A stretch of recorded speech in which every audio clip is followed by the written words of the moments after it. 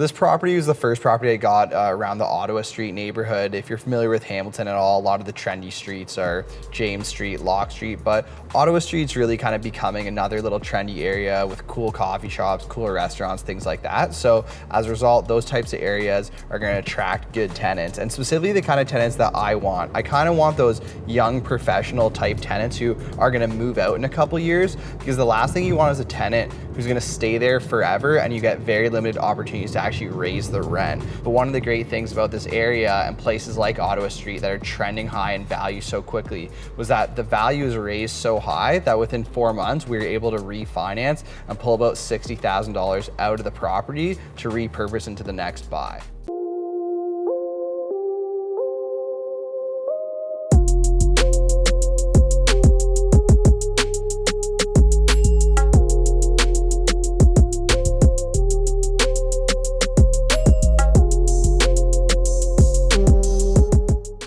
So this was another single family to duplex project we converted in the Hamilton area. This one specifically in the Ottawa Street pocket of Hamilton.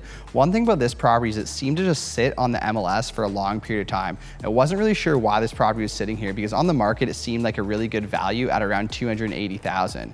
When I walked through the property, I noticed there was kind of a half configured kitchen in the basement. So people who are looking for single family homes don't really want a project to take on necessarily, especially when there's some plumbing set up, a kitchen where it's half done, half not. I guess the owners of this property ran out of money during the renovation. So what we did, we decided just to give it a shot with a lowball offer. We ended up closing this property for $250,000. The renovation wasn't very expensive. We were able to update both units for only about $15,000.